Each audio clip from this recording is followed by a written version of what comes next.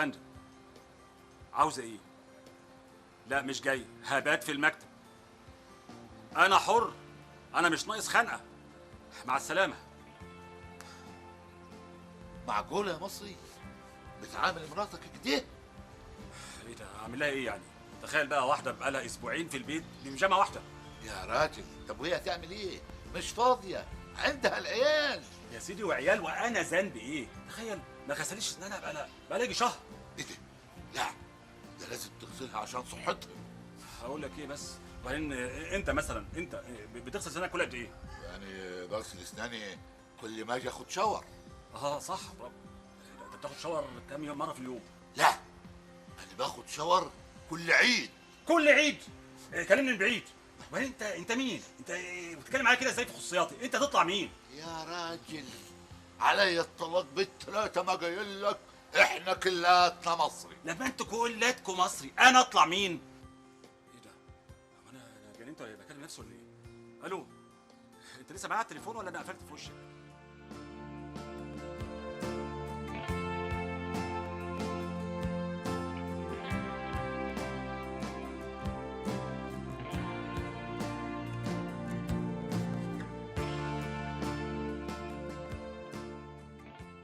يعني ايه يا مصر؟ انا مش فاهمه انت زعلان مني قوي كده ليه؟ انا عملت ايه بس؟ الو الو. ايه يا جميله؟ في ايه؟ انا كده ملاحظه ان انتوا يعني مختلفين كده بقالكوا فتره. مصري بقى بيحب واحده تانية غيري. انا حاسه بكده متغير معايا خالص. ايه؟ وهيحب واحده تانية ليه؟ هو انت منقصاه حاجه؟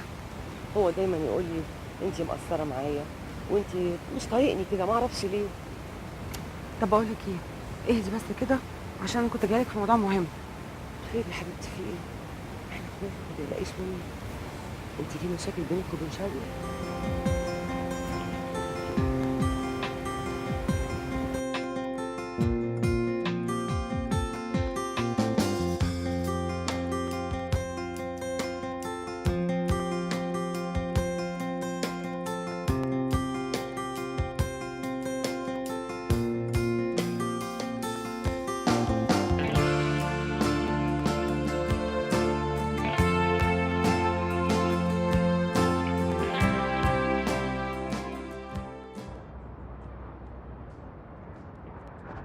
انا اسراء يا بنتي ما بزعلش حد، عشان تبقى عارفه انا عمري ما بزعل حد وانت فاهمه كده كويس، بس الحقيقه مامتك هي اللي فاهمه الجواز غلط.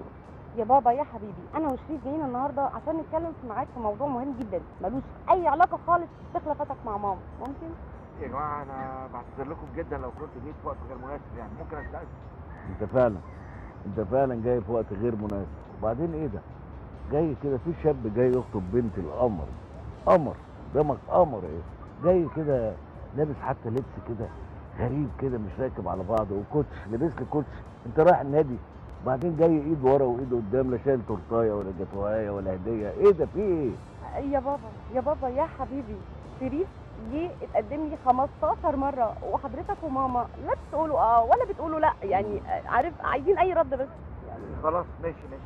اول حضرتك ان شاء الله يا عمي المره الجايه اللي هتبقى ان شاء الله المره ال 16 هبقى لابس كويس وجايب معايا تورتايه وجاتوهايه اللي حضرتك تؤمر بيه. انا تحت امرك. انا اسف استاذنكم يا اخي. لا يا شريف استنى، هتروح فين؟ لا يا شريف عشان خاطري بلاش تمشي دلوقتي، استنى والنبي يا بابا ركز معاه بس شويه. هيركز معاك اهو يا شريف، هيركز. يا بابا عشان خاطري رد عليه. انا لا يمكن اركز طول ما هذا البني ادم بيجي بكوتش جايب كوتش. انا مش هوافق عليك الا لو جيت ومعاك كده شايل هديه ولا حاجه، ولا تورتايه ولا جاتوهايه، وتيجي من غير كوتش. ما عندكش جزمه؟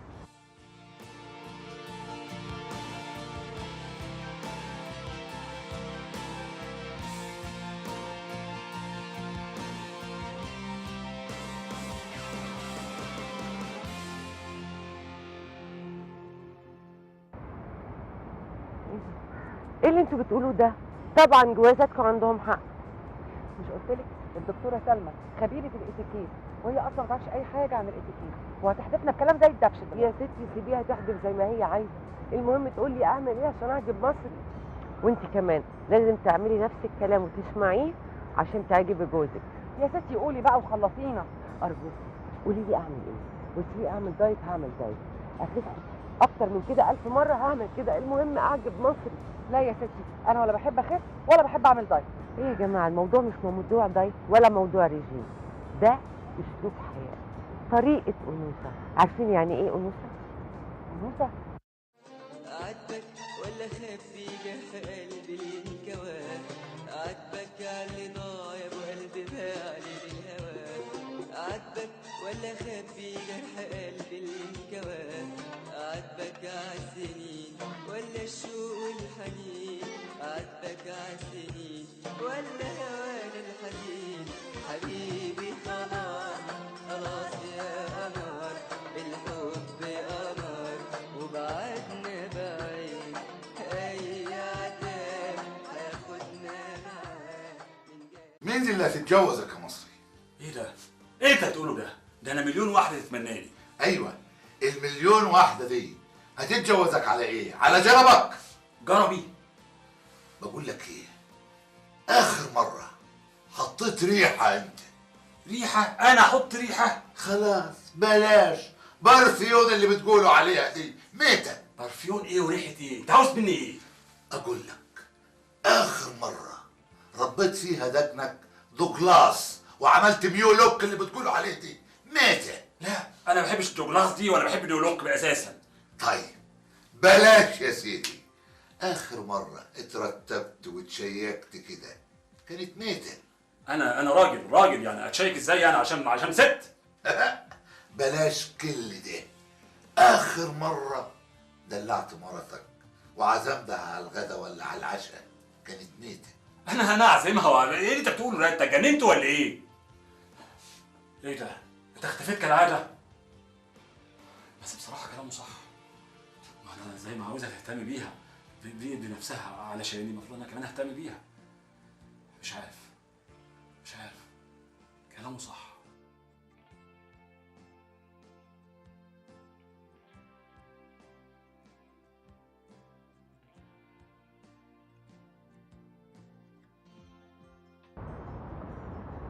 ماما ماما يا ماما، ماما بابا مش طايق شريف، ها؟ وانا عايزه اتجوز، وحضرتك وبابا مش بتفكروا في حاجه غير في نفسكم، وانا ايه موقفي بالظبط؟ معقوله يا دلال؟ هي الدكتوره قالت لك تمشي كده؟ لا الدكتوره قالت لك تمشي كده، خطوه كده.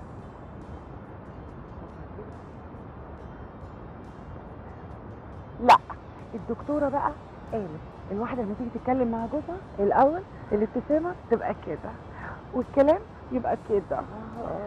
طب هي الدكتوره بتاعتكم دي ما قالتلكوش انا لما بحب اتجنن اعمل ايه بالظبط؟ ايه رايك بقى؟ انا حاسه ان انا دلوقتي بقيت رقيقه وهعجب جوزي بس حبيبي. وانا كمان انا قررت بقى ان انا ارجع شوقي، ما خلوش يتجوز عليا. انا على فكره عايزه اتجوز، يعني انا نفسي اتجوز. ايه ده؟ مين دي وعايزه ايه؟ فصلتيني. يا نهار ابيض، انتوا كمان مش عارفين انا مين؟ بس بقى اسكتي. يلا يا حبيبتي، فاطمه واحده وكده.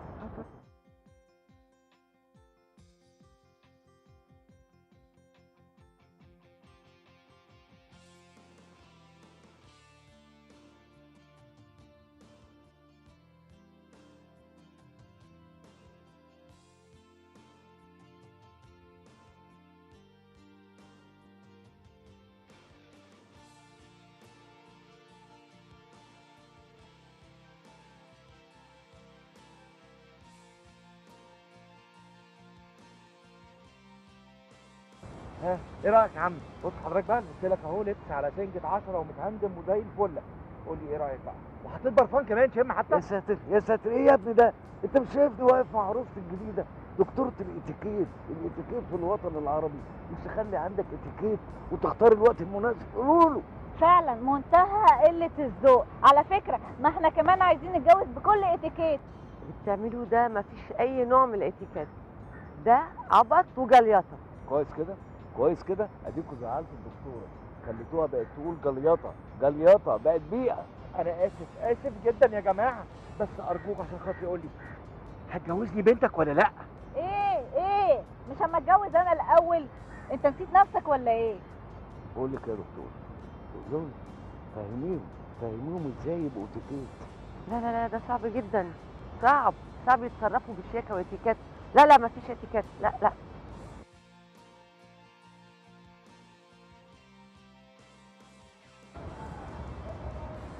صعب جدا.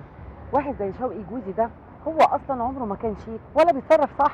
لا معلش بقى، بس انا جوزي حبيبي مصري، كلامه شيك واسلوبه شيك وطريقته شيك كمان. طب يلا ايديكوا بقى على الشيك. شيك ايه؟ انا بقول شيك يعني شياكه، ولا بقول شيك يعني اتعابي. اتعابك ليه؟ هو انت عملتي ايه اصلا ان شاء الله؟ انا عملت ايه؟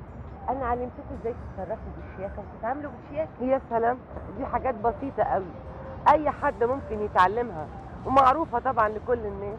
يعني مش محتاجين اصلا حد يعلمها لنا. ايه ده انتوا ما عملتوهاش ليه من الاول لوحدكم؟ ما كناش نعرف وتعلمنا، وبنقول لك متشكرين قوي. بس بقى عايزه اقول لك، لا في اتعاب ولا في شيكات. يلا يا دلال.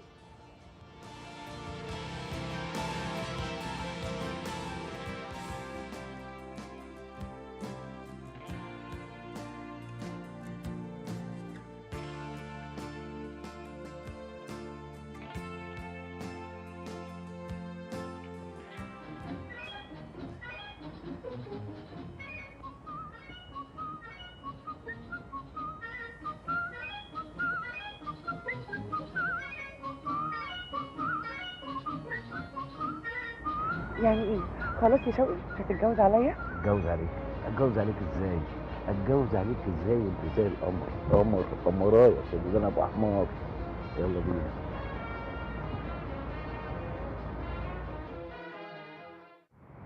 عندك حق يا حبيبي، انا غلطانه في حقك. اوعدك ان انا كل يوم هبقى واحده تانية خالص. مره هكون امريكانيه، ومره شرقيه، ومره فرنساويه، وكمان مكياجي وبرفاني هغيرهولك كل يوم. كل يوم هيبقى نوع مختلف عن اليوم اللي قبله، صدقني. وكمان هغسل اسناني 3 مرات في اليوم. يا حبيبي انا ما يهمنيش غير سعادتنا يا روحي، وانا اسفه، حقك عليا، عمري ما هزعلك تاني خالص. لا طبعا، بتكلم بجد. ايه؟ لا خلاص، وعد بقى، وعد. انا شخصيا كمان من النهارده ههتم بنفسي جدا. اوعدك بحاجه، هتشوفيني كل يوم ولا نجم من نجوم السينما. سيدي يا سيدي، ايه الحب ده كلاته؟ براحتك براحتك. ايه ده؟ انت ما عندكش دم، ما عندكش احساس، ده وقته. بقول لك ايه، انا بقول لك حب براحتك، اعتبرني مش موجود. اقول لك حاجه ثانيه، اعتبرني هوا بينسم عليك. لا لا لا، هوا ايه؟ ابعد ابعد ابعد عني، ده انت ما بتستحماش، انت نسيت ولا ايه؟ لا، خبرك عتيب. مش انا من المره اللي عدت خلاص بقيت باخد شاور كل يوم. شاور كل يوم؟ برافو عليك صراحه بقى، انت كده عجبتني. وبعدين يعني الواحد فعلا لازم يهتم بنفسه، يحلق دقنه، يسرح شعره، يعني تفاصيل صغيره. ايه ده؟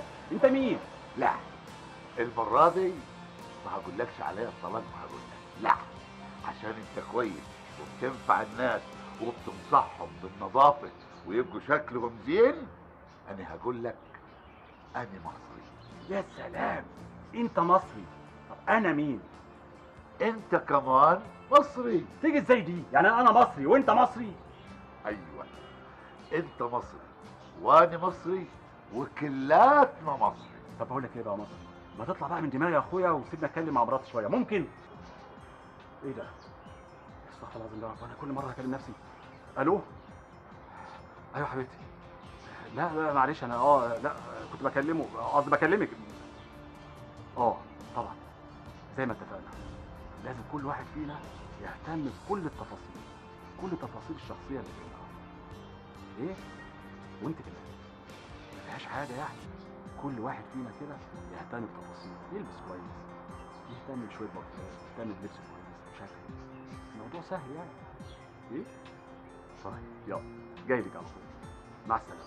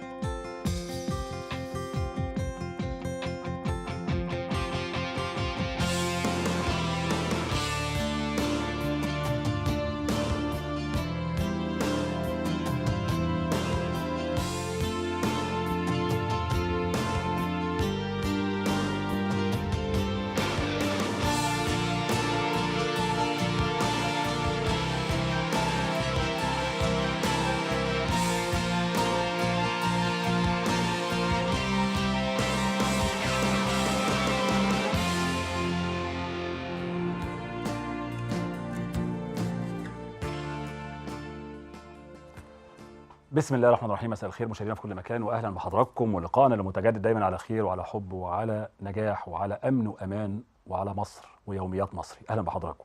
الحقيقه في البدايه يعني كل قناه ثالثه وكل مسبير وكل الزملاء في كل مكان في هذا المبنى الجميل بيعزوا انفسهم الحقيقه، وكلنا بجد بندعو بكل قلوب مخلصه بالرحمه والمغفره للزميله العزيزه نرمين عصام، وهي اعلاميه ومذيعه وصديقه وزميله يعني كالأطفال طيبة القلب يعني بشكل غريب.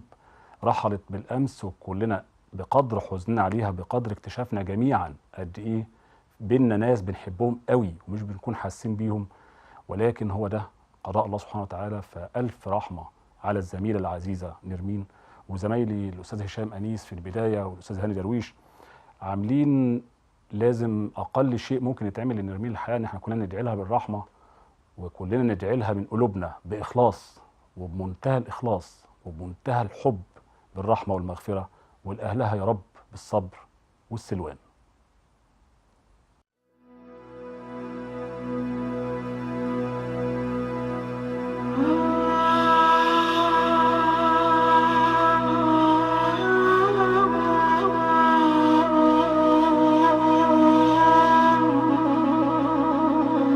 الغائبة الحاضرة ذات البسمة الحلوة والقلب الأبيض وكل صفات الملائكة نجدها في الزميلة والأخت والحبيبة المذيعة نرمين عصام.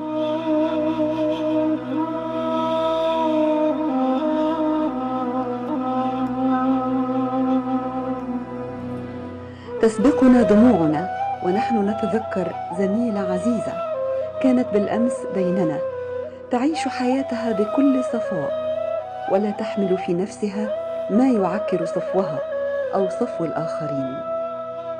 أحبت كل زملائها كما أحبها زملاؤها، أحبت عملها وأخلصت له على مدار عمرها الإعلامي في القناة الثالثة قناة القاهرة.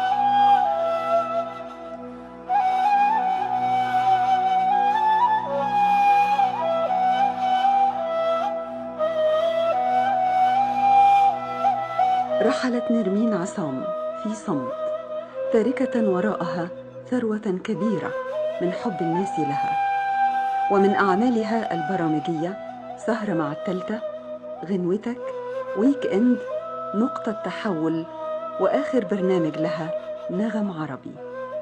ندعو لها بالرحمة والمغفرة وأن يسكنها الله فسيح جناته.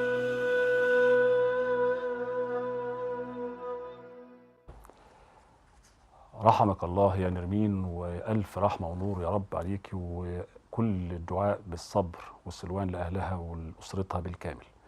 الحقيقة في البداية اسمحوا لي ننتقل لموضوع هو موضوع الساعة، واحنا كإعلام مصري وكإعلام رسمي وكإعلام وطني بيحب البلد وبيحب الشعب جدا جدا وبينتمي تماما للشعب المصري. عاوز أقول حاجة مهمة قوي بخصوص أمي وأم كل اللي بيشوفونا، والسيدة الفاضلة المصرية الجميلة سيدة المنيا اللي تم للأسف شديد الاعتداء عليها أو التعرض ليها الأسبوع اللي فات، وكل وسائل الإعلام بيتكلموا في هذا الأمر وكل واحد بيتكلم بشكل مغرض أو بهدف في دماغه. عاوز أقول خلاصة القول في هذا الأمر إنه ما حدث بأكد على ده جدا، خاصة للزميلة أو الصديقة حنان ساويرس اللي بتتكلم من أمريكا وكلها حماس، وهي سيدة مسيحية أيضا، وطبعا ما فيش أبدا في مصر حد اسمه مسلم ومسيحي وخالص. ده حتى كان معانا صورة للقطة من فيلم كانت بتجمع مصريين يهودي ومسلم ومسيحي ودرزي، كل ده كان في فيلم مش في الحياة. عمرنا ما كان أبدا ده موجود حتة مسلم أو مسيحي. فتعالوا نتفق في البداية إن كل حد بيستغل هذا الموضوع في موضوع الفتنة هو مغرض وهو غبي كمان، لأنه ما يعرفش طبيعة الشعب المصري، إنه مستحيل حد هيضحك عليه أو يدخل له من هذا المدخل. ويمكن خلاصة القول والقول الفصل في القضية عشان نقفل عليها ونسيبها للقضاء، لأن هو ده الطبيعي. إحنا كإعلام نقول ونكشف الحقائق للمسؤولين وللشعب وللدنيا، ولكن دون تدخل في قرار أبدا، لأن القضاء في النهاية يكون هو القرار الحاسم والعادل بإذن الله تعالى. وزي ما وجه الرئيس السيسي على طول باتخاذ الإجراءات الحاسمة والأهم يعني ده بشكل يعني خلينا كلنا كمصريين نكون فخورين انه ادى تعليماته للقوات المسلحه ببناء ما تم هدمه واعاده صيانه ما تم تدميره خلال شهر. وبشكر برضو رجل الاعمال المصري محمد ابو العينين، ونفسي بقى رجال اعمال يغيروا منه. على طول خصص شقه هيسلمها لهذه السيده الفاضله يوم الاثنين بعد بكره. هو ده دورنا كاعلام، نقول للمجتهد شكرا ليك، وللمقصر ارجوك حاول تحب بلدك بجد. كل رجال الاعمال، كل فنانينا، كل نجومنا، كل شيوخنا، كل مشاهيرنا، انتوا فين من اللي بيحصل؟ مش فين بس نطلع على شاشات ونتكلم، فين بشكل عملي؟ محمد ابو العينين مواطن مصري عادي، لكن ربنا مديله فلوس فعلى طول قرر يساعد الست بشقه، وما طلعش على فكره ولا قال ولا هو كده حبا لبلده. بشكره وكلنا بنشكره، وبنشكر طبعا الرئيس الوطني المخلص ابن البلد عبد الفتاح السيسي لانه حاسس بالناس. ادى على طول تعليماته ان يتم علاج ما تم تدميره خلال شهر. طبعا كلنا بنتوجه بجد بمنتهى الحب والاخلاص لهذا الرجل الجميل محمد ابو العينين بالشكر، واتمنى رجال اعمال يعملوا زيه. اما الحوار والحديث ومحاوله استغلال النقطه دي للدخول المصريين عشان نعمل فتنه طائفيه، فانا مش انا اللي هرد على هؤلاء الاغبياء، لكن هسيب صاحبه المشكله هي اللي ترد، هي اللي تقول القول الفصل، وكلامها ده ارجو انه يكون ختام لهذه القصه المفتعله اللي ما حدش هيكسب منها حاجه، لكن كلنا هنخسر لو زودنا الكلام والبلبله في هذا الامر. نسمع مع بعض. أنا سعاد ثابت عبد الله من قرية الكرم، مركز أبو قرقاص، مديرية المنيا. أنا بشكر سيادة البابا وأشكر سيادة الرئيس عبد الفتاح السيسي على المجهود اللي عمله معانا، وأشكر الأنبا مكاريوس.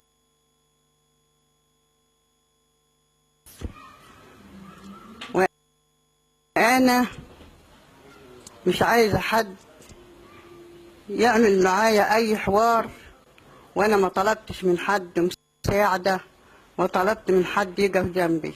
أنا مسامحاهم والله يسامحهم، ومش عايزة من حد مساعدة.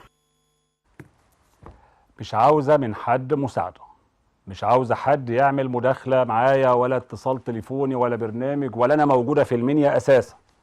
كلام الأم والسيدة الفاضلة المصرية واضح جدا. صحيح كلنا موجوعين للي حصل لها، صحيح كلنا جوانا يعني ألم حقيقي لأنه ما يصحش ده يحصل في مصر، لكن هي الدنيا، ما حدش فينا يعني ملاك مش في جنة. ما حدش يستغل هذا الأمر لأنه لن يصل لهدفه إطلاقا. كلامها واضح وكلامها حاسم وكلامها للجميع خاصة للإعلاميين اللي بيصدقوا لأي مصيبة تحصل عشان يتاجروا. أنا دايما كنت بعترض على بعض جمل وكلمات زميلنا تامر أمين، لكن في هذا الأمر احترمت كلامه جدا، وهو كمان من الإعلاميين المجتهدين اللي أنا ابن مسبيره طبعا بحييه. والراجل قال برضو يا جماعة كفاية هري في هذا الأمر. وبقول بقى للأصدقاء الأعزاء اللي بيقعدوا طول الليل يتكلموا في هذا الموضوع، علشان ده موضوع حساس قوي. تاريخنا معروف وتاريخ مصر في موضوع المسلم والمسيحي معروف، كلنا إخوة وكلنا أحباء وكلنا أصدقاء وكلنا جيران وكلنا زملاء وكلنا نسيج واحد. وبالمناسبة ده اللي حمى مصر طول الوقت، صدقوني والله ده اللي حمى مصر طول الوقت. نبدأ بقى حلقتنا ونبدأ نتكلم بجد في كل قضايانا، ولكن بعد ما ناخد فاصل إعلاني.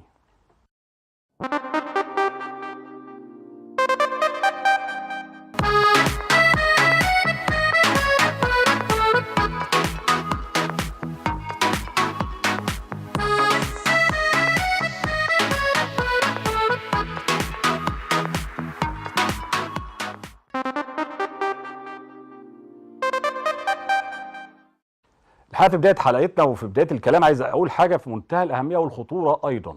وبالمناسبة هنتكلم النهارده على كذا موضوع، لكن خلينا الأول نبدأ نقول إنه يعني لما حذرنا الأسبوع اللي فات من أحد النصابين العراقيين اللي نصب على أهله وناسه في بلده، وصلني الأسبوع ده من الدكتورة محبة الحياة، خلينا نسميها كده، عايشة في وسط داعش هناك في العراق، السيده الفاضله كتر الف خيرها، بشكرها جدا، وهي استاذه جامعيه لها كل الشكر. وصلني كم توكيلات لاحد المحامين هنكلمه بعد شويه علشان نبدا ناخد اجراء قانوني عشان نحمي المصريين، وكمان لا نساعد احد على الهروب في مصر وهو ناصب على اهله ووطنه هناك وبلده.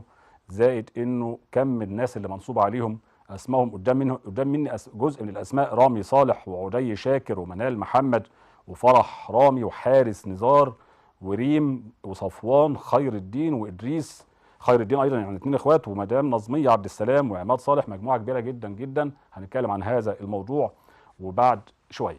لكن تعالوا نحذر من شيء اخطر بكتير. الحقيقه لما بعت رساله دايما بحب استقصي كصحفي واشوف الحقيقه فين، الوضع ايه، اللي بيحكى عن داعش والدنيا اللي بنشوفها والافلام او الفيديوهات اللي بينشروها كانها افلام هوليوديه مصنوعه بشكل يعني سينمائي خطير، بتثير الرعب في نفوس البعض، ولكنها تثير التساؤلات في نفوس معظم الناس اللي بتفهم مين اللي صور ومين اللي عمل ومين اللي سوى ده، زائد ايه الهدف الرئيسي. الحقيقه لما سالت وتعمدت اكون يعني اجيب حد عايش في وسط الناس دي، قلت هل الكلام ده كلام اشاعات وشائعات ولا حقيقي ولا حاصل بجد؟ الاجابه كانت صادمه، لانه لما هقرا لحضراتكم الرساله اللي جات لي من الدكتوره اللي عايشه في وسطيهم، يعني مش بس موجعه ولا مؤلمه ولا مهينه انسانيا، لا ده شيء فوق الوصف، فوق الخيال. اقسم بالله قالت لي اللي بيقال في الاعلام واللي بتسمعوه واللي بتشوفوه لا يذكر جنب الحقيقه المره اللي هم عايشينها. لكن اسمحوا لي قبل ما نتطرق لده، في حاجه يعني ملهاش مبرر وملهاش كمان شيء يعني شيء فوق الانسانيه بشويه. لو حضرتك واقف على شط وشايف واحد بيغرق وفي ايدك موبايل بتصوره، هتفضل تصوره ولا هترمي كل حاجه وتروح تنقذه؟ انسانيا بتكلم انسانيا. لكن انك تتعمد تفضل تصور للنهايه لحد ما هذا الشخص يا اما يموت يا اما بتصور مأساته ومعاناته وصراعه ما بين الموت والحياه وهو في الميه، هل ده منطق؟ هل ده مقبول؟ طب لو شخصين هتسيبهم يغرقوا؟ طب لو 3، لو 10، لو 20، لو بالمئات؟ هنشوف فيديو دلوقتي انا هسيب تفسيره لحضراتكم علشان بعض الجهلاء والمنتفعين وبعض اللي مش فاهمين يقول لك هو الرئيس عبد الفتاح السيسي عمل ايه لمصر؟ هو الرئيس عبد الفتاح السيسي عمل ايه؟ ده الدنيا غاليه وانا بركن عربيتي تحت دلوقتي احد الشباب المشكور المصري المحترم بيقول لي ده في ناس بتاخد 700,000 في الشهر و900,000 واحنا ما بناخدش. في ناس فاهمه الدنيا غلط، في ناس فاهمه الواقع غلط ومصرين يفضلوا فاهمين غلط. دورنا كاعلام نقول لهم لا، الحقيقه مش كده. الحقيقه ان كلنا في مركب واحده، المركب دي لو غرقت محدش فينا هيبقى براها، اللي هيبقى براها الخونه اللي مجهزين نفسهم علشان على طول يسيبوا المركب كالعاده، يعني زي ما حاصل في كل الدول، زي ما حاصل في العراق وزي ما حصل في سوريا وزي ما حصل في ليبيا. لكن المصريين وحدتهم وتمسكهم وان كلنا ايد واحده وعلى قلب رجل واحد خلف جيشنا ومع رئيسنا ومع دولتنا بجد وبقوه، هو ده الحمى الوحيد وده الحصانه الوحيده لينا كمصريين ضد كل قوى الشر بلا استثناء. لانه الهدف صدقوني والله اغراق مصر. المركب اللي هنشوفها حالا في البحر وهي بتترنح ثم تتقلب ثم الناس تموت والايطاليين بيصوروهم، كل هؤلاء يعني لاجئين ومهاجرين وبيجروا منين ورايحين فين وجايين من، هنشوف مع بعض. لا نشوفها صوت وصوره وبعدين هعلق عليها لان هي مدتها صغيره. يعني المركب حضراتكم في البحر على شواطئ ايطاليا، مين بيصور؟ مين دلوقتي بيصور وهي المركب زي ما حضراتكم شايفين بتترنح؟ يعني احتمال كبير كمان انها تسقط. فين الناس اللي بينقذوا؟ اللي بيصور ده مين؟ وبيصور بالشكل البارد الاعصاب. والكاميرا فين؟ حتى المخرج بيقول لي الكاميرا ما اعرفش، يعني اكيد على مركب تانية او على لانش تاني او على شط الله اعلم. لكن اللي احنا شايفينه ان المركب بتترنح في الميه وتتلاعب بيها الامواج والناس يا عيني كانهم صراصير. اقسم بالله شايفينهم صراصير هؤلاء الاوروبيين دعاة حقوق الانسان. وده الحلم اللي بيحلموا بيه اللاجئين والمهاجرين واللي بيحلموا باوروبا. شايفين حضراتكم الناس بتصارع الموت والحياه. هنشوفه تاني مع بعض يا استاذ هشام بعد اذنك، معلش انا اسف، مش علشان نوجع الناس لكن علشان نحس قد ايه بلدنا نحافظ عليها، قد ايه نخاف عليها. ومحدش يقول لي ده فزاعه، ده مش فزاعه، الناس دول سايبين بيوتهم وبيهربوا ليه؟ لانه ما قداموش حل تاني، يا يموت تحت القصف وتحت حكم داعش اللي بلا رحمه وبلا قلوب، يا اما يموت غرقا بهذا الشكل المهين لكل البشر، المهين لكل انسانيه. ان مفيش بني ادم في الدنيا عنده ضمير او اخلاق او انسانيه او دين يقدر يتحمل الصوره اللي احنا شايفينها حالا. صوره موجعه، شوفوا حضراتكم بيقعوا في الميه كانهم سمك، كانهم صراصير، بتنتهي حياه اللي بتنتهي حياته.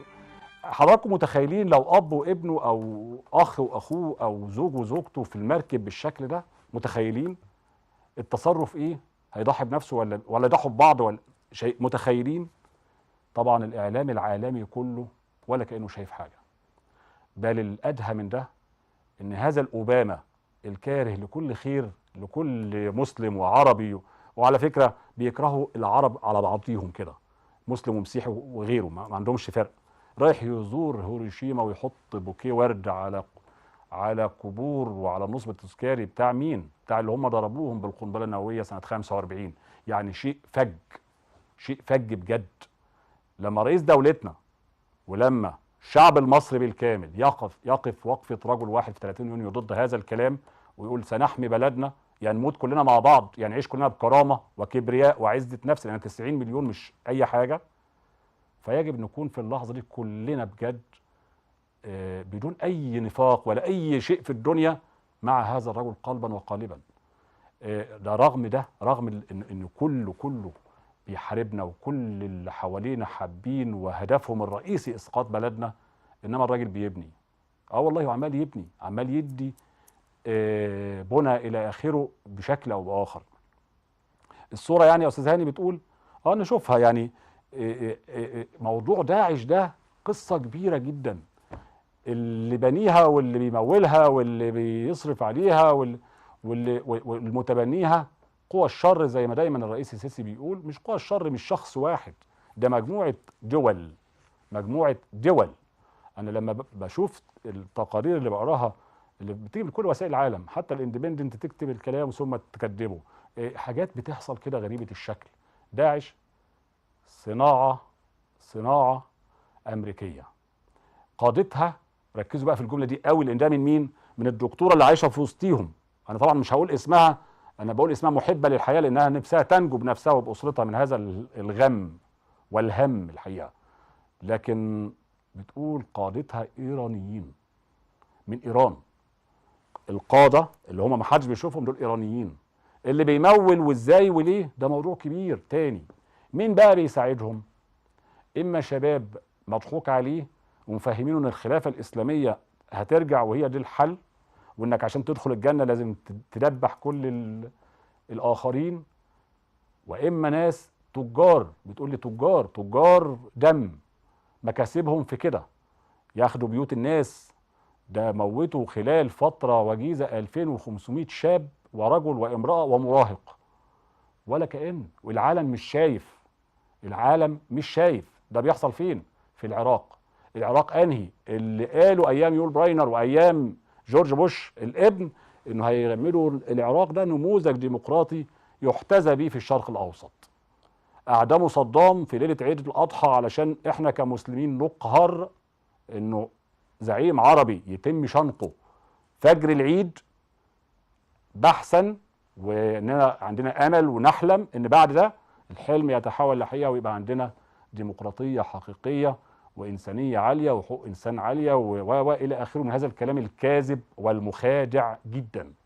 والنتيجة إنه بعض المدن العراقية والقرى العراقية والمناطق العراقية ما يحدث بها حاليا وأنا بتكلم مع حضراتكم كده ومنذ سنوات وستستمر الحكاية شيء يشيب له الولدان، حقيقي شيء فوق الوصف. لما قريت الرسالة وهي رسالة مطولة جدا من الدكتورة محبة الحياة، أنا سميتها كده بستأذنها، يعني إنها شيء اللي بينجو بنفسه هناك شيء يعني كده بيبقى خيال. انك تقعد في بيتك وممنوع المرأة تخرج نهائي، وان خرجت تخرج بشكل معين، وانك يعني شيء بيرجعونا مئات السنين للخلف، كمان بغشم وبجهل شديد وباسلوب يعني لو شاف تمثال متصور لازم يتكسر، ولو شاف صورة مش عارف ايه لازم تتحطم، شايفينها كده. اللي بيساعدوهم هؤلاء التجار، تجار الدم وتجار الأوطان، علشان مكاسبهم الشخصية، واللي بيساعدوهم التانيين الشباب المضحوك عليه إلى آخره. كذا كذا تفصيلة مرعبة عايشينها. حلم هؤلاء الناس إيه؟ إنهم يحكموا العالم العربي. طيب تحرير القدس يبدأ منين؟ مفروض من إسرائيل. لا، هندهش كلنا لما نعرف إن هؤلاء كلهم مدعومين أساسا من إسرائيل، مدعومين من الإيرانيين، مدعومين للأسف الشديد من النظام القطري والتركي اللي هو مفروض ومحسوب على الإسلام والمسلمين. كل ده بيوصلنا لنتيجة واحدة، إنه داعش صناعة أمريكية، تمويل مشبوه بداية من إسرائيل لقطر لتركيا لإيران، هي العمود الفقري الرئيسي. والنهارده حاصل حاجة كده يا ريت ناخد بالنا كويس قوي قوي قوي، إنه بعثة الحج الإيرانية رفضت تمضي على النظام اللي حطاه المملكة العربية السعودية. ليه؟ استعداد، عشان أنا بنبه من دلوقتي، بداية فتنة ممكن تحصل في الحج. ليه؟ علشان يعملوا ما يسمى فيما بعد إن ده الحرمين مفروض يبقوا تحت زي الفاتيكان كده. يعني ركزوا حضراتكم، لأن الفترة المتبقية من حكم هذا الأوباما لن تمر على خير، واللي فاهم ده كويس جدا جدا أي حد عنده ذرة تفكير. والسبب الرئيسي في ده انه متورط وموثق هذا التورط مع النظام الاخواني السابق العميل في عمولات وفي تعاقدات وفي تعهدات زي ما كل وسائل الاعلام بتقول، وفي فيديوهات بتقول ده. احنا في غنى ان احنا نعرضها اساسا، لان وقتنا اثمن من الكلام ده.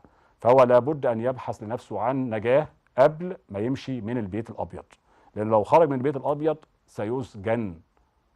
والسؤال ليكوا بقى، مين هيبقى فرحان لما يشوف الأوباما ده بيحاكم بسبب دعمه للإخوان وبسبب دعمه للإرهاب العالمي اللي موجه ضد الإسلام والمسلمين وتشويه صورة الإسلام وتشويه صورة المسلمين بشكل خاص وتشويه صورة العرب بشكل عام. أتمنى كلامنا يكون حبا لبلدنا وخوف عليها، ومش موضوع فزاعة لبعض الجهلاء اللي دايما يقول لك احنا بنخوف بعض من بعض. لا خالص، الأمر مش كده، الأمر أخطر وأكبر من كده بكتير. تعالوا نتكلم في الابيض. الابيض اللي هو ايه؟ رغم كل هذا اللي بيحصل بطمنكم تماما، عندنا قياده سياسيه فاهمه جدا، عندنا جيش وطني مخلص بجد وعارف بيعمل ايه كويس قوي، عندنا رئيس ربنا سبحانه وتعالى بعته لنا كده هديه، والله هديه عشان ربنا حامي مصر وحافظها باذن الله تعالى بشرفائها وبرجالها. وعندنا قيادات كتير، مش بس الرئيس، عندنا قيادات كتير كويسين، زي ما عندنا وزراء برضو محتاجين يعني يهموا شويه، لكن عندنا قيادات كويسين. من هؤلاء القاده اللي انا بحترمهم اللواء ياسين طاهر، ده كان موجود في محافظه القاهره، وحضراتكم فاكرين كان في برنامجنا دايما بيتواصل معانا. الراجل مشكورا كان بيحل اي مشكله تقابله، واي مشكله كانت بتجيلنا على طول كان بيتدخل فيها ويحلها. لما سافرنا عشان نصور الدراما في اسماعيليه وكنا فخورين واحنا بنصور هناك، ودايما بنعودين حضراتكم على ده، دايما بنقدم لكم الصوره الجميله. الدراما بيكون هدفها قيمة فنية وقيمة أخلاقية وقيمة وطنية، زائد طبعا بأقل الإمكانيات، لكن في النهاية بنعمل اللي احنا قادرين عليه. وشوفنا في الدراما صورة الإسماعيلية وصورة الإنجازات اللي حاصلة هناك. وهنسمع دلوقتي حالا السيد اللواء محافظ إسماعيلية ياسين طاهر، وهو بيقول جزء، وكل حلقة ناخد له جزء كده، لأن الراجل ده أنا بشوفه من المحافظين، وقبليها كان مساعد محافظ القاهرة ورئيس حي، من المجتهدين جدا ومن المحبين لبلده جدا ومن المحبين بشكل عملي مش بالكلام. نشوف مع الاستاذ هاني درويش والاستاذ هشام انيس ايه اللي قاله اللواء ياسين طاهر، ونواصل مع بعض يوميات مصر. بلدي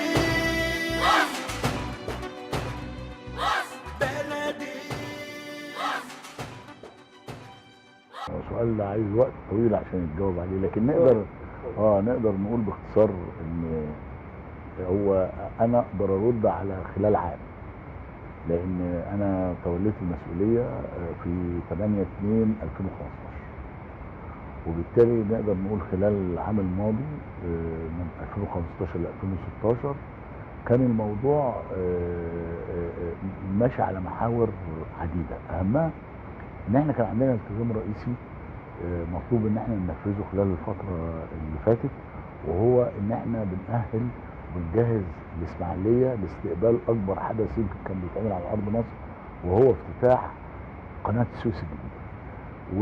وبالتالي ما تم من اجراءات لتجهيز الاسماعيليه واعدادها في كل الاتجاهات، سواء بالمسطحات الخضراء او الاناره العامه او تظبيط المداخل او اناره الشوارع او تجهيز كل الامور الخاصه بهذا الموضوع، انا بعتبره اضافه وانجاز بدانا به رحلتنا في العمل التنفيذي في الاسماعيليه. على نفس الخط بقى بدانا نشتغل على المحاور المختلفه والملفات الساخنه المفتوحه.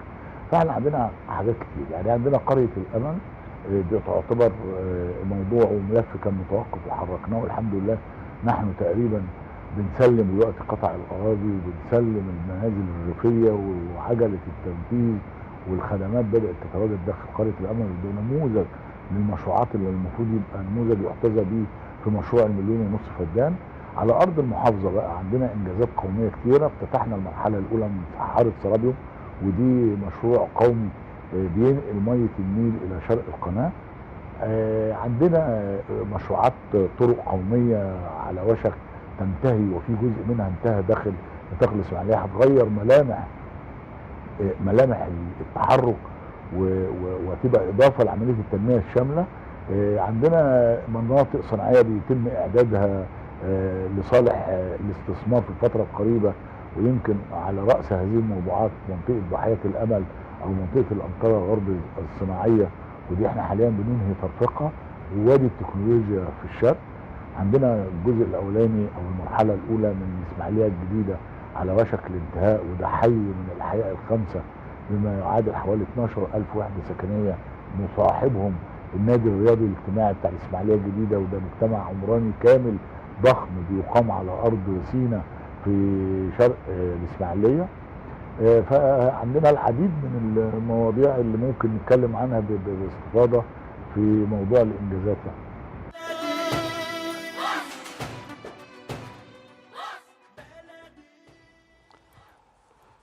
سمعنا لسياده اللواء ياسين طه. لا برضه عايز اكد على حاجه مهمه جدا، انه اللي عنده شكوى من السلع المضبوطات هناخد حاضر الاستاذ صلاح حالا.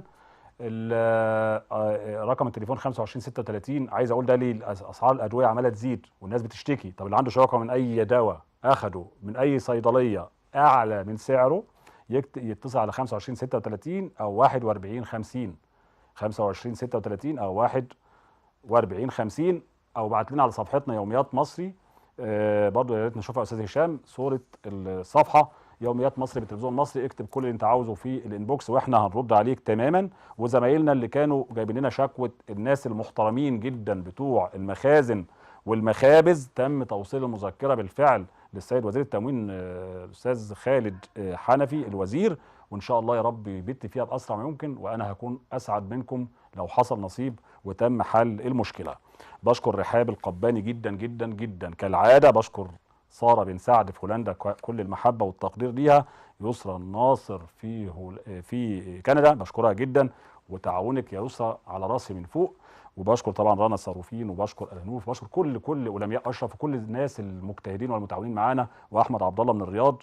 بشكرهم جدا والله. كل الناس بتتعاون بشكل كبير قوي. صديقي العزيز الاستاذ صلاح، يعني دايما انت راجل اعلامي كبير ومحترم، وانا شخصيا بحبك جدا، وانت مش اي حد يا عم صلاح. اولا كل سنه وانت طيب علشان رمضان، داخلين على رمضان. ثانيا قول لي رايك في اللي حاصل من الناحيه الاعلاميه. اولا اللي حصل في المنيا ده طبعا هو حادث متكرر، للاسف حادث متكرر، وكان يجب الا يتكرر مثل هذه الحوادث. ولكن المسؤولين في المنيا هم زي العمده ما كانش على مستوى المسؤوليه اولا. ثانيا ان لازم ننقي الشوائب الموجوده ما بين المسيحيين والمسلمين، وما نقولش ان كل الامور تمام وكل شيء تمام وبعدين نسيب النار تحت الرماد. تمام. تظهر في اي موقف ولو بسيط. الحقيقه الموضوع ده يجب نقف عنده كتير، ما نعدوش بسهوله، عشان الناس تعرف ان المسلم مع المسيحي هم جناحي الوطن، وهم استاذ صلاح، دعائم الوطن. استاذ صلاح، انت شايف ان العمده مقصر؟ انا شايف ان المسؤولين في المحافظه مقصرين.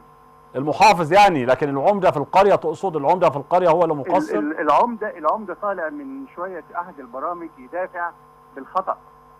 يعني الموضوعات دي ما يجبش ان احنا نقول انتوا اخوات ويلا نصطلح وانتوا الاثنين ما فيش بينكم حاجه. عندك حق. يجب ان الاخطأ يتحاسب، واللي المخطئ في حقه ياخد حقه. طب انا عايز اقول لك حاجه، عشان انت برضه صلاح الدالي ده اعلامي كبير وراجل يعني استاذ الكل في الاعداد التلفزيوني طول عمرك. عفوا. عاوز برضه اقول لك حاجه، معلش هي المقارنه بعيده بس تعالى انا وانت نفكر فيها. يعني في ماتش الكوره اللي حصل في الفتره الاخيره لما الحكم كان حاسم جدا وطلع جمال الغندور وقال لازم الدنيا تمشي كده، وطلع مش عارف ايه واتعاملوا بهذا الحسم رغم انه طرد 2 لعيبه اللي هو نفذ القانون. لو حضرتك تابعت الكوره بعد كده بتلاقي كل لعيب خايف يقرب من الحكم اساسا. طب ما هو ده اللي انا بقول عليه، ان احنا لازم حسم اي قضيه سواء في الرياضه، في الفتنه الطائفيه، في السياسه، في اي موضوع، الحسم هو الحل. الحسم وتفعيل القانون زي ما الرئيس قال. الحسم هو تفعيل القانون، لان ما نقدرش نفعل القانون. الحسم ده ما يبقاش عشوائي، لازم يبقى قانون. يعني نتخلص من كلمه معلش والقعدات العرفيه اللي ملهاش لازمه. لا ملهاش لازمه طبعا. ولا انا كتبت حاجه عن العلاقه بين المسيحي والمسلم في ديواني قلوب الناس. قلوب الناس، طول عمرك انسان رائع. طب يلا سمعنا حاجه يا فنان. انا كاتب من المحبه اللي في نيلك سقيانا سلام، وبالاصاله اللي في شعبك عايشين في وئام، يا مصر كله على ارضك في امان بينام، وده مش غريب ما انت يا بلدي مهد الاديان. يا مصر صادقه في احساسك، وكل ناسك حراسك وفي كراسك، الحق دايما نبراسك، وكل عابد له مناسك، ما انت اساسك مهد الاديان. الكل عايش في رحابك في سلام وامان، والحب جامع اولادك على خير وحنان، لا فيه تعصب ولا فتنه، وتاريخك نور، دايما محمد مع بطرس مع عبد النور. دايما اذان فوق المبنى جنب الاجراس، وبين ولادك في محبه وبينهم احساس، مسيح عايش مع مسلم الراس بالراس، ولا اضطهاد وكلام من ده ولا اي مساس، وده مش غريب ما انت يا بلدي مهد الاديان. الله عليك، الله عليك، ولا مسك الختام لاي كلام، مفيش كلام بعد كلامك. بشكرك جدا استاذ صلاح الدالي، المعد التلفزيوني الجميل والاعلامي الصديق العزيز. وطبعا مصر مهد الاديان، ومسلم ومسيحي دايما راس في الراس، مش عايزه كلام، اخوان كلنا واشقاء والحب اللي بيننا بجد. يعني انا شخصيا في المكان اللي انا ساكن فيه كذا حد مسيحي ما بعرفش انه مسيحي لانه ما بيفرقش ده نهائي كلنا بجد. لكن انا معاك تماما في الحسم، والرئيس السيسي قالها، قال لازم يفعل القانون والمقصر لازم يتحاسب. ده مفيش فيه كلام. ده انا شبهت بموضوع الكوره ليه؟ انا شفت نفس الماتش، الكوره كوره لما طرد 2 لعيبه والناس زعلوا والكلام ده، لما تم تفعيل القانون وهو ده القانون، مش بقى زي كل مره ضحوا بالحكم، لا خالص خالص. الماتش اللي بعديه لو حضراتكم اتفرجتوا ما كانش حد بيقرب من الحكم خالص. هو كده احنا ارتضينا بده حكم قاضي، ده القاضي في الملعب، خلاص اللي يحكم بيه ضميره بيقول له ان ده صح او خطأ، حكم بيه نحترم ده. لو تم تفعيل القانون في كل قضايانا ونسينا شويه كلمه معلش، صدقوني هنبقى احسن بكتير مما احنا متخيلين. هناخد الفاصل الاعلاني، وبعد الفاصل الاعلاني هنقول سؤالنا اللي قلناه من اول الحلقه: الرئيس عبد الفتاح السيسي قدم ايه لمصر والمصريين؟ بعد الفاصل.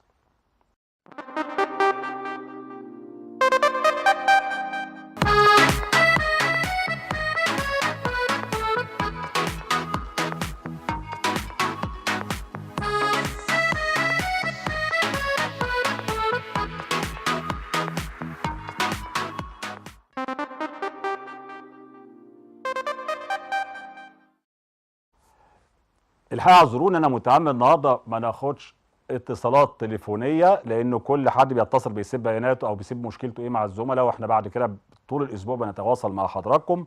ودايما بتصل بنفسي، وناس كتير شايفين دلوقتي بيقولوا لي بكلمهم بنفسي وبقول له روح ميعادك مع الوزير الفلاني يوم كذا، ميعادك مع المسؤول الفلاني يوم كذا، مشكلتك فيها ايه؟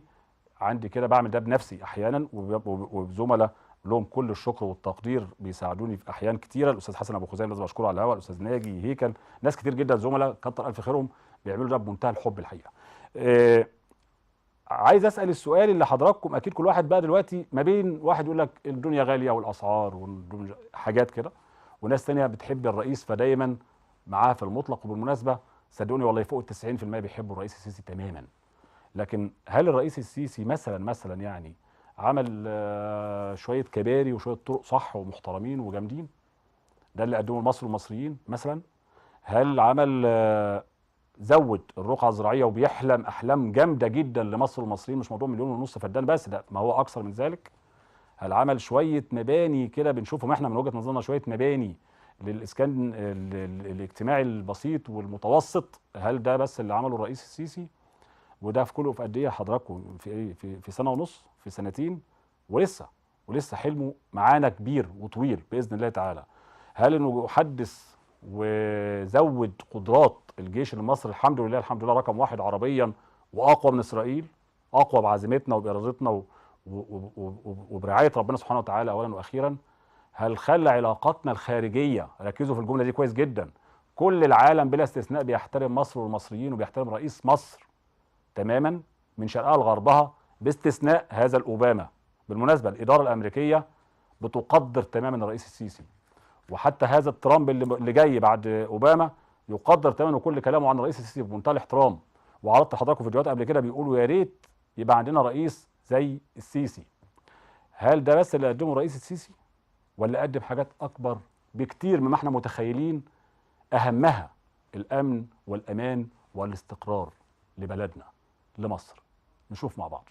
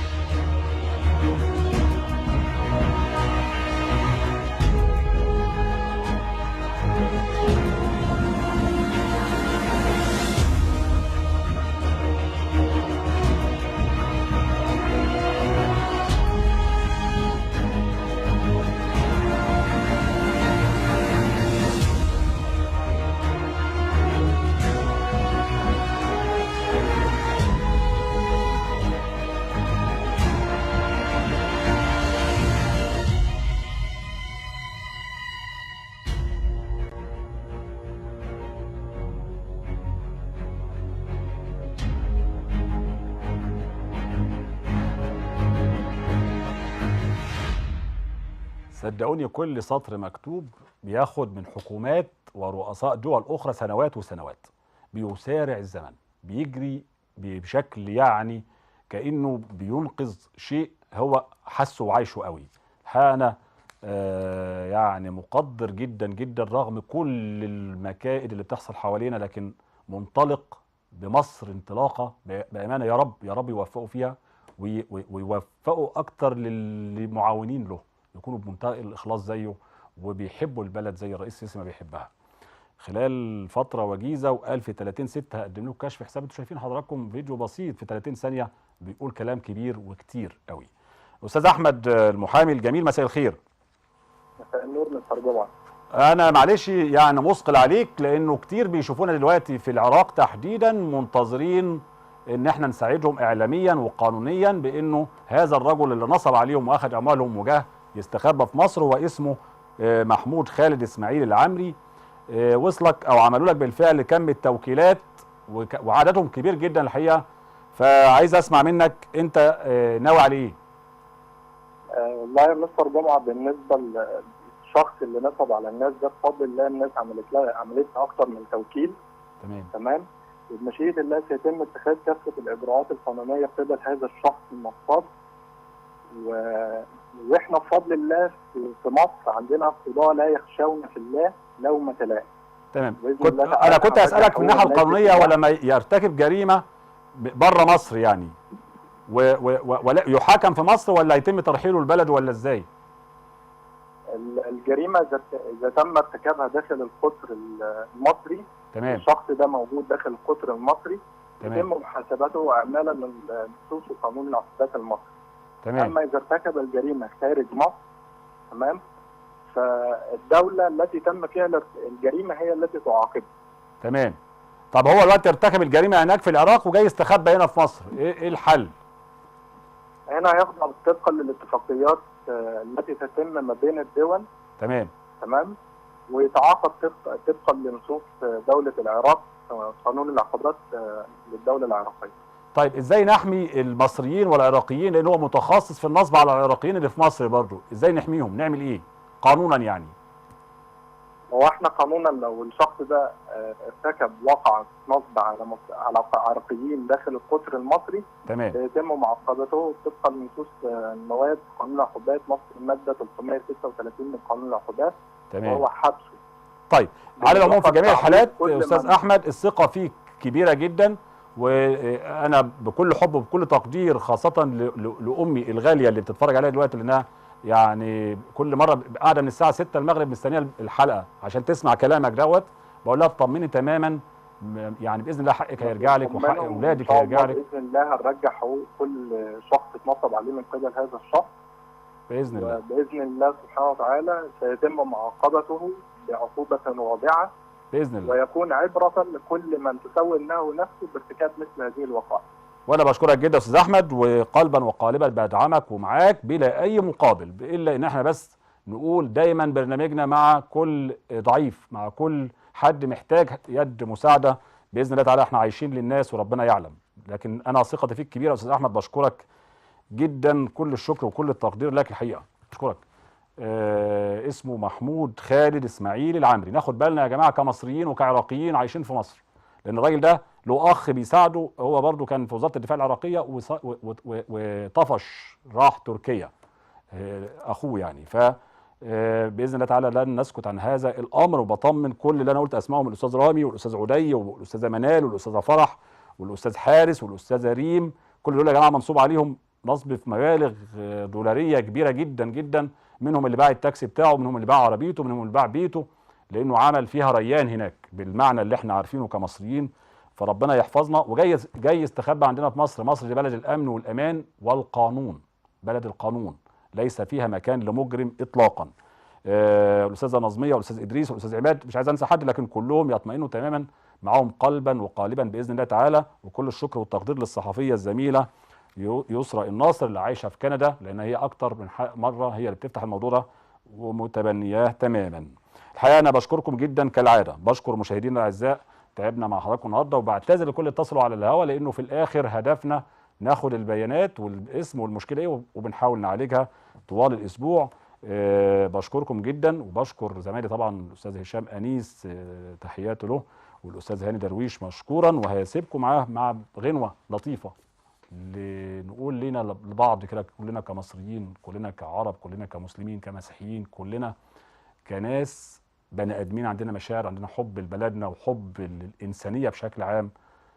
عمر الشر ما هينتصر ابدا على الخير. تصبحوا على خير. قول لي مين هو الله بتاعك؟ قول لي مين هو الله بتاعك؟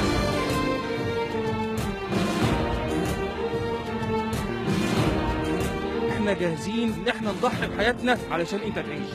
وانا واقف بحمي بلادي في عز البرد، لقيتني بنادي وفي يناير بدأت امجادي بناس ضحت لاجل انت تعيش. تحاربني وانا اصلا منك ممكن سني يكون من سنك، فاكر انك حر لكنك حق اخواتنا عليه ما تجيش.